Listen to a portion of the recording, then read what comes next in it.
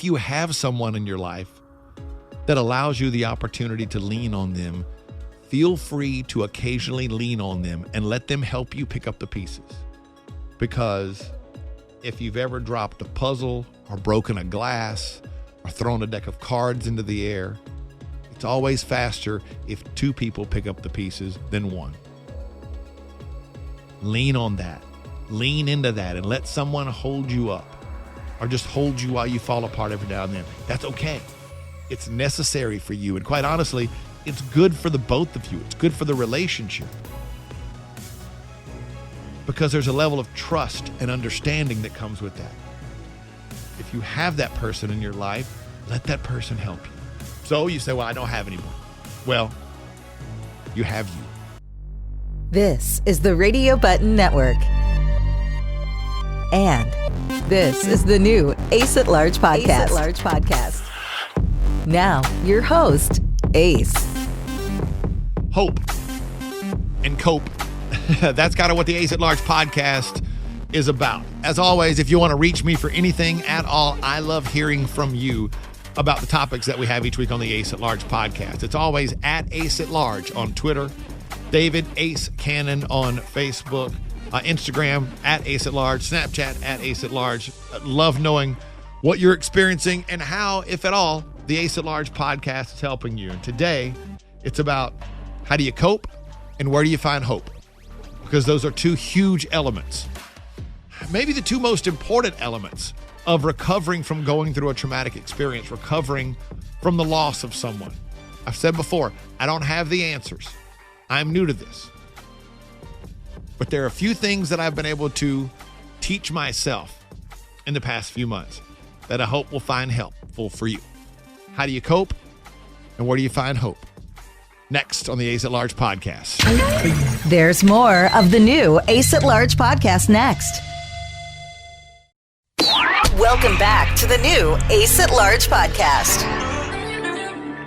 So as you know, the new Ace at Large podcast was born out of the loss of my daughter now 4 months ago. Sunday marked 4 months since my then 21-year-old daughter passed away in a car accident. And I always remind you of the same thing every week. I don't have the answers. I don't. I'm not claiming to have the answers. I'm new to this. But there are a few things that I have learned through the last 4 months that have worked for me, and a few things that I have learned don't work for me. And I look forward to sharing those with you each and every week on the Ace at Large podcast as we kind of go through all this. The point of this is very simple.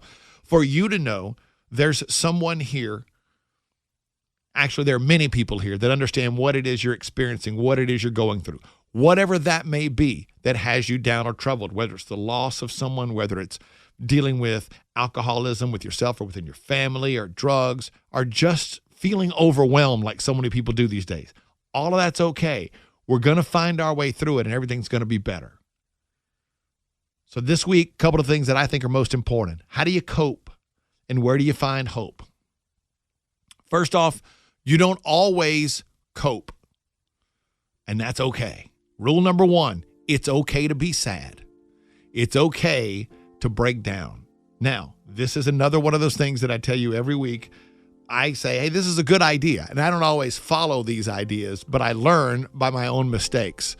Every time I have a somewhat emotional breakdown or an emotional moment, and Amanda is there to console me or spend time with me during this moment, I apologize. And every time she says the same thing. Stop apologizing. You never have to apologize for being human and what you're experiencing. So last week was the first holiday, the first family big holiday without my daughter.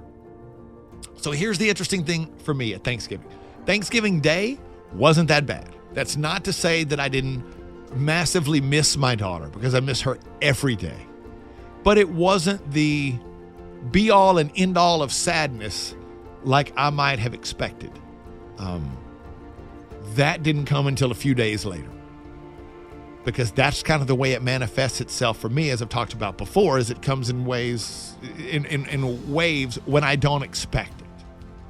But I did find something that helped me make it through Thanksgiving Day, that helped me cope with the fact that she wasn't there Thanksgiving Day. And that is, when it comes to the holidays, I think carrying on traditions are very important. I don't know if it's fully a tradition yet, but last year we went to Amanda's parents for Thanksgiving Day, and Peyton and our son Cade drove up with us in Peyton's car. And then they left to meet their mom after we ate. So we had a great day together with everyone. And Amanda's family has really taken to Peyton and Cade, and that's awesome. Peyton and Cade have even started joking with them, calling her parents granddad and grandma as a joke, but everybody loves it. So this year we did the same thing we did last year, except obviously Peyton wasn't there. But that didn't mean we didn't talk about her and laugh at things that had happened the year before and go through the day just like we had done, because that's kind of become what we do on Thanksgiving Day. And then came the part of the day that was most important to me. And this is kind of an odd thing. But every year, Peyton would end up upstairs at the house, starting when she was in about middle school, watching, of all things, for whatever reason, Ferris Bueller's Day Off after the Thanksgiving meal. And I was determined this year to make sure that that tradition continued. So it wasn't until we got home Thanksgiving night, and the last thing I did about 9 o'clock, I went 9:30. We got home about 9 o'clock, about 9:30. I'd gotten everything put away. I went in, I got in the bed, and I turned on Ferris Bueller's Day Off. Amanda fell asleep. I almost made it all the way through, but the moment it started, it made me smile.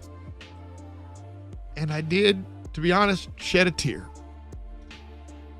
But more importantly to me was the fact that carrying on that tradition and doing something with her, so to speak, allowed me to believe that on Thanksgiving Day we were sharing a moment. And that made me feel connected to her somehow. And I believe that's important. However it is you do that. I mean, honestly, I'm more sad right now telling you the story than I was watching the movie, by far. But I've talked about this before. I think first and foremost, you don't shy away from the sadness. Sometimes you have to embrace it because you never know when it's going to come. Like I said, Thanksgiving Day, there were a couple of times that obviously I thought about it. Maybe I got a little teary-eyed for a moment, but it wasn't that bad. It wasn't as bad as I had expected it to be. It wasn't as bad as I had heard from people that it would be, having that first big holiday without her being there. I really didn't have that moment on Thanksgiving Day. Like I said, watching Ferris Bueller's Day Off, I teared up. But a few days later, I really had a bad moment when I just found something that I had forgotten was tucked in my lunch bag.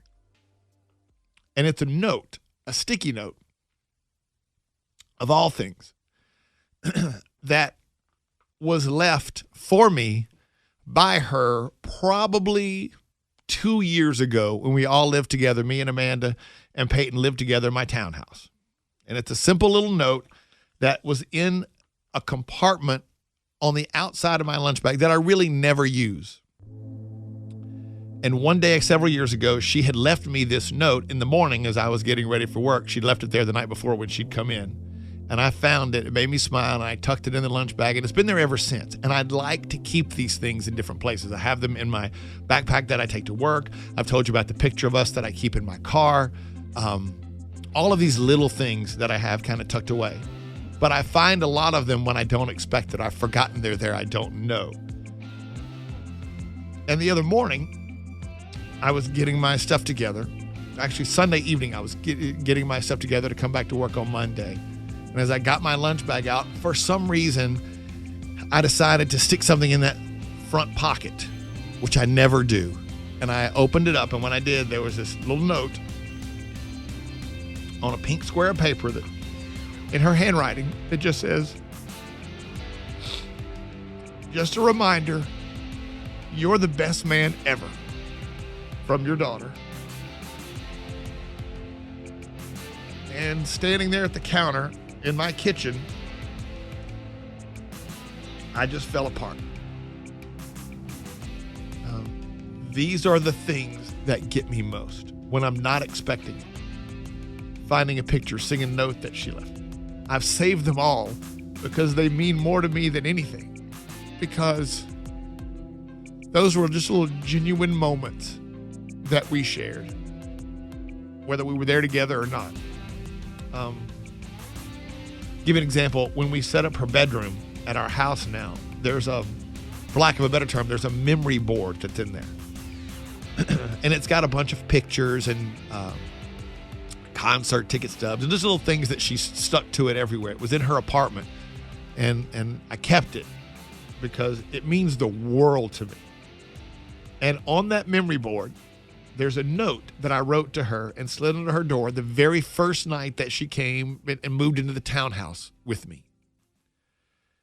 That morning when I left for work, I wrote her a little note and stuck it under her door. That said, "I'm happy you're here. I love you. Have a great day, Dad." Well, that was now 2 years ago, and she had saved that note and put it on her board for everybody to see, along with her pictures and concert ticket stubs and a picture of her with Amanda and Amanda's family when I wasn't there one day. Those are the things that get me the most. The big days are the ones where I see what memories were important to her, what memories I was involved in that meant the most to her. Those are the things that I find from time to time that get to me the most. You can't shy away from it. Don't shy away from it. You may not want to experience it in that moment, but people understand. And it's important just to get that stuff out of your system. Amanda's bridal shower was 2 weeks ago Sunday, the Sunday before Thanksgiving. Peyton is the maid of honor. And yes, we still say is, of our wedding coming up. Amanda had to plan her own bridal shower since Peyton isn't here. But as Amanda put together her slideshow, there were tons of pictures of Peyton, and she said it was the only way for her to make sure that everyone saw that Peyton was there. Peyton's closest friends were there. They got together.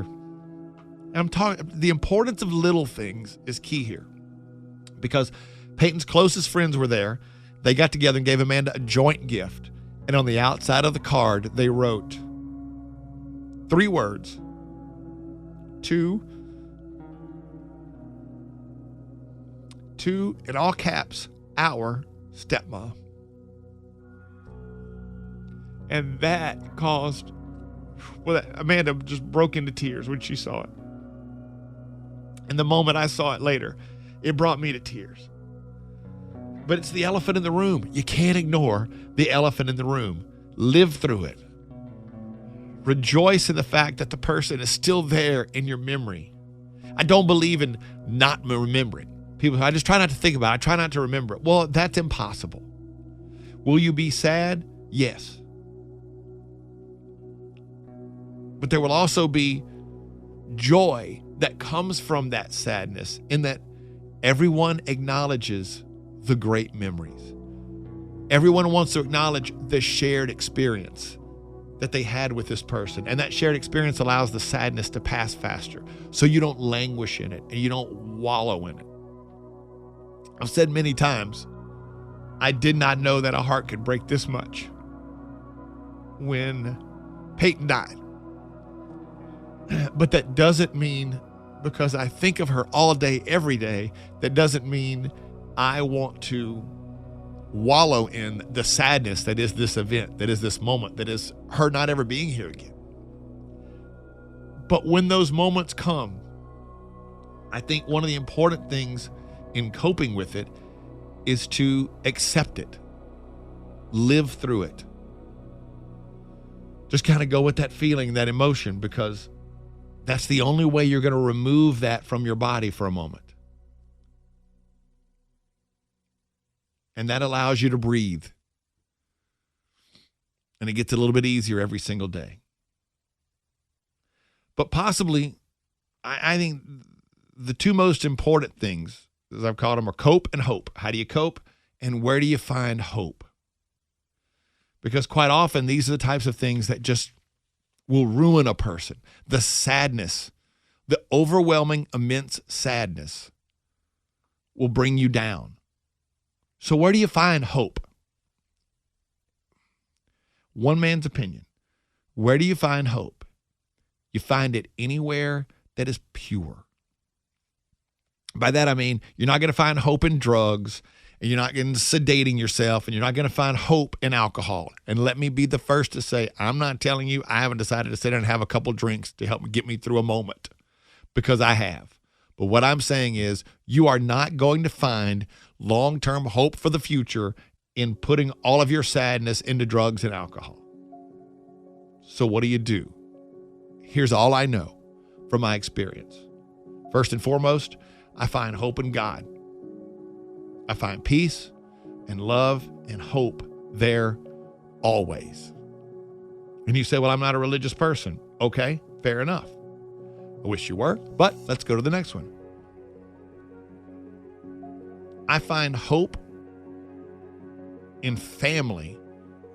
I find hope especially in Amanda. I find hope in my son, Cade. I find hope in Peyton's friends, all of whom have a lot of life left to live.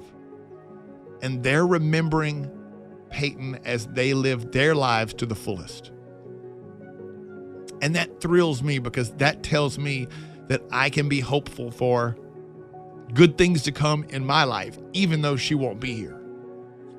Amanda allows me the peace of knowing that somebody's got my back. And to be quite honest with you, I'm really good when I'm all alone. I'm very good at being alone. I have no problem being alone. I live my life just fine being alone. I don't really get lonely, so to speak, very often like that.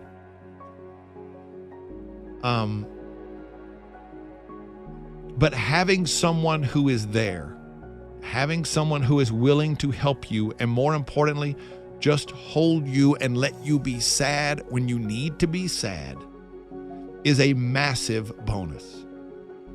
So if you have someone in your life that allows you the opportunity to lean on them, feel free to occasionally lean on them and let them help you pick up the pieces.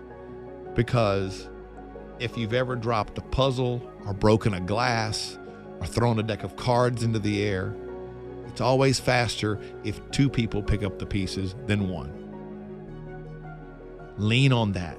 Lean into that and let someone hold you up, or just hold you while you fall apart every now and then. That's okay.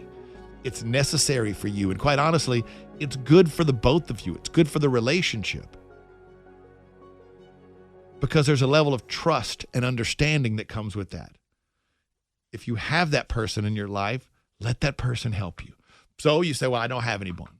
Well, you have you.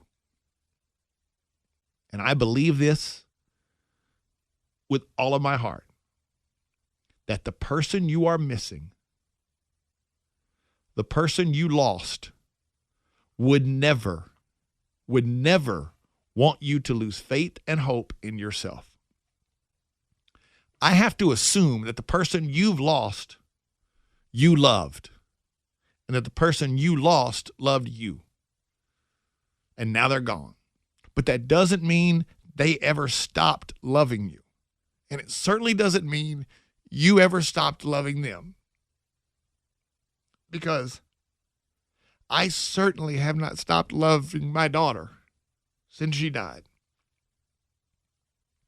And I know that she would not want me to give up. And the same goes for you and whatever the situation is that you're dealing with.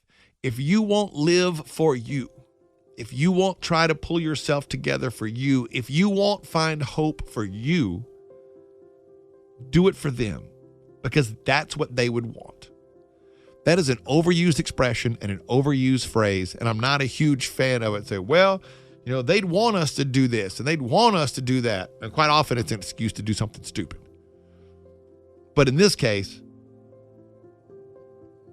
they would want you to be hopeful for your future. They would want you to work hard to build a better life for yourself. Because truly loving someone means that they want the best for you. And whether it's a friend or family, if they loved you and you loved them, then they want the best for you, just as you want the best for them.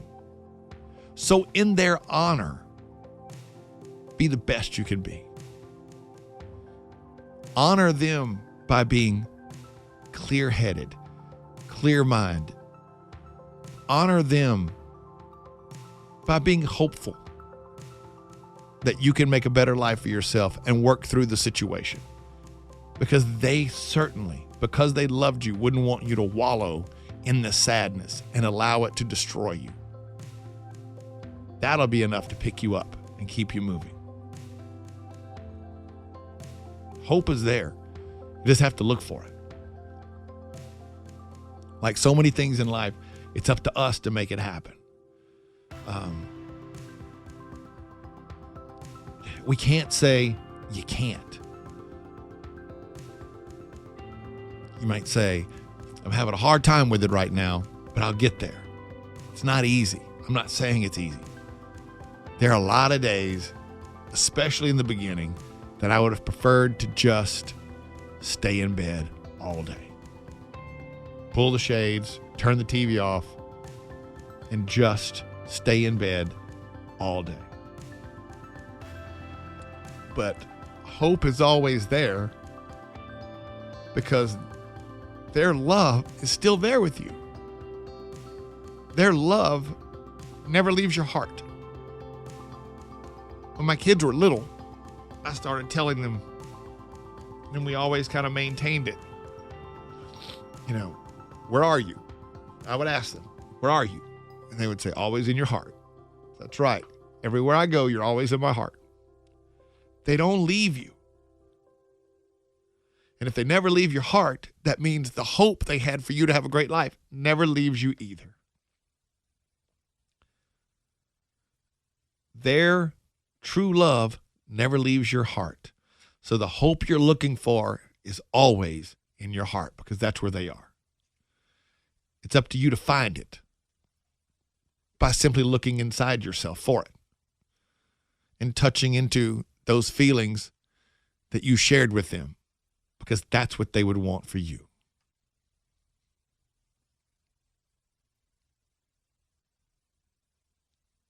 Sounds a lot easier than it is. But ultimately, everything you're looking for is right inside your own heart because that's where they are. Hang on. There's more of the new Ace at Large podcast next. Welcome back to the new Ace at Large podcast.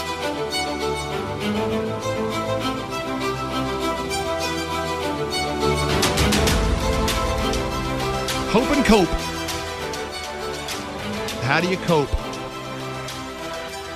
In short, you cope by embracing the moments when you're caught by the sadness. And every time it gets a little bit better. You cope by carrying on traditions because it makes you feel connected. And you find hope in a lot of places. You'll find hope in God. You find hope in friends and family. And ultimately, if you feel like there's nobody around you that understands or wants to understand, or there's nobody in the world that's on your side, you find hope within yourself.